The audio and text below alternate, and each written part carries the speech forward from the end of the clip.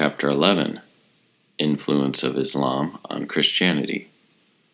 We have so far investigated the influence of Christianity on the social and intellectual character of the Mohammedan.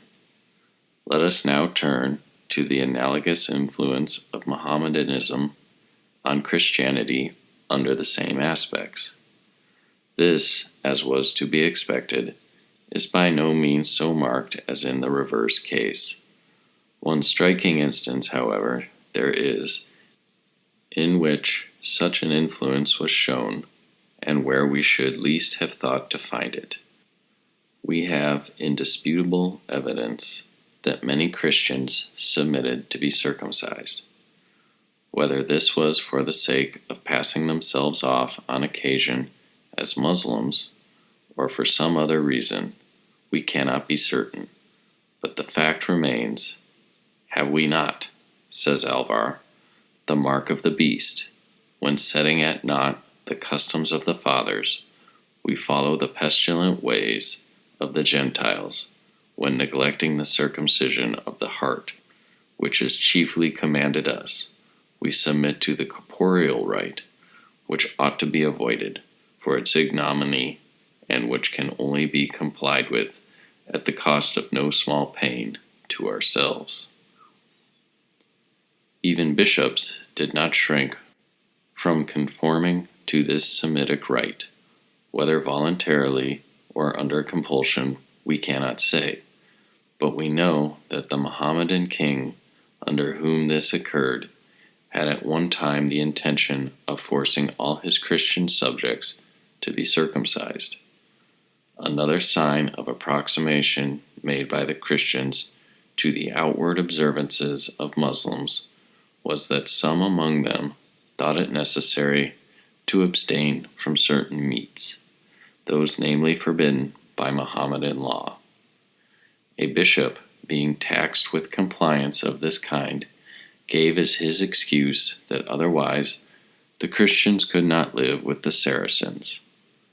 This was naturally not considered a good reason by the stricter or more bigoted party, who regarded with alarm and suspicion any tendency towards amalgamation with Mohammedans.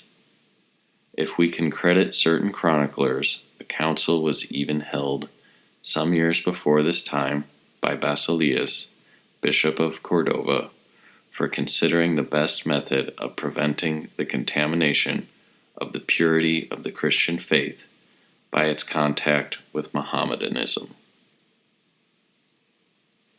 Sometimes, however, the contact with Islam acted by way of contraries, and Christian bigots, such as the monks often would cling to some habit or rite of their own from a mere spirit of opposition to a reverse custom among the Muslims.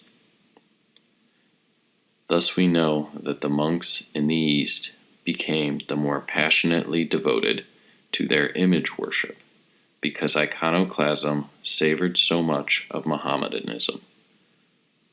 In the same way, but with far more objectionable results, the clergy in Spain did their best to impress the people with the idea that cleanliness of apparel and person, far from being next to godliness, was incompatible with it, and that baths were the direct invention of the devil. Later on we know that Philip II, the husband of our Queen Mary, had all public baths in his Spanish dominions destroyed, on the ground that they were relics of infidelity. Celibacy of the clergy, again, was strongly advocated as a contrast to the polygamy of the Mohammedans, and an abbot, Saulus, is mentioned with horror as having a wife and children, one of whom afterwards succeeded him and also married. One of the last acts of a Gothic king had been to enforce the marriage of the clergy, and though this act was repealed by Frula I, 757 to 768, in the north, yet concubinage became very common among the clergy, and it was perhaps to remedy a similar state of things that Witiza wished to compel the clergy to have lawful wives. We have left to the last the great and interesting question of the origin of chivalry. Though forming no part of the doctrines of Christianity or Islam, chivalry and its influences could not with justice be wholly overlooked in a discussion like the present. The institution known by that name arose in the age of Charles the Great, 768 to 814, and was therefore nearly synchronous with the invasion of Europe by the Arabs. Its origin has been indeed referred to the military service of fiefs, but all its characteristics, which were personal and individual, such as loyalty, courtesy, munificence, point to a racial rather than political source, and these characteristics are found in an eminent degree among the Arabs. The solitary and independent spirit of chivalry, says Hallam, dwelling as it were upon a rock and disdaining injustice or falsehood, from a consciousness of internal dignity, without any calculation of the consequences, is not unlike what we sometimes read of Arabian chiefs or American Indians. Whatever the precise origin of chivalry may have been, there can be no doubt that its development was largely influenced by the relative positions of Arabs and Christians in Spain and the perpetual war which went on between them in that country. Though not a religious institution at the outset, except perhaps among our Saxon forefathers, chivalry soon became religious in character, and its golden age of splendor was during the Crusades against the Muslims of Spain and Palestine. Spain itself may almost be called the cradle of chivalry, and it must be allowed that even in the first flush of conquest, the Arabs showed themselves to be truly chivalrous enemies, and clearly had nothing to learn from Christians in that respect. The very earliest days of Muslim triumph saw the same chivalrous spirit displayed at the capture of Jerusalem, forming a strange and melancholy contrast to the scene at its recapture subsequently by the Crusaders under the heroic Godfrey de Bouillon. Similarly, the last triumph of the Moors in Spain at the end of the 10th century furnished an instance of generosity rarely paralleled. The Almohade king Yaqub el-Mansur, after the great victory of Alarcos in 1193, released 20,000 Christian prisoners. It cannot, however, be denied that the action displeased many of the king's followers, who complained of it as one of the extravagancies proper to monarchs, and Yaqub himself repented of it on his deathbed. In many passages of the Arabian writers, we find those qualities enumerated which ought to distinguish the Moorish knight, such as piety, courtesy, prowess in war, the gift of eloquence, the art of poetry, skill on horseback, and dexterity with sword, lance, and bow. Chivalry soon became a recognized art, and we hear of a certain Yusuf ben Haran, or Abu Amar, addressing an elegant poem to Haakon II, 961 to 976, on its duties and obligations. Nor was it long before the Moorish kings learnt to confer knighthood on their vassals after the Christian fashion, and we have an instance of this in a knighthood conferred by the King of Seville in 1068. As the ideal knight of Spanish romance was Ruy Diaz de Bivar, or the Cid, so we may perhaps regard the historic Almanzor as the Moorish knight sans peur et sans reproche, and though, if judged by our standards, he was by no means beyond reproach, Yet many are the stories told of his magnanimity and justice. On one occasion, after a battle against the Christians, the Count of Garcia being mortally wounded, his faithful Castilians refused to leave him, and were hemmed in by Almanzor's men. When the latter was urged to give the word and have the knot of Christians put to the sword, he said, "Is it not written, He who slayeth one man, not having met with violence, will be punished like the murderer of all mankind, and he who saveth the life of one man shall be rewarded like the rescuer of all. Make room, sons of Ishmael, make way. Let the Christians live, and bless the name of the clement and the merciful God." On another occasion, Almanzor is asked by the Count of Lara for wedding gifts for an enemy of the Arabs. Another Christian count, he magnanimously sends the gifts, or we see him releasing the father of the infants of Lara on hearing of the dreadful death of his 7 sons.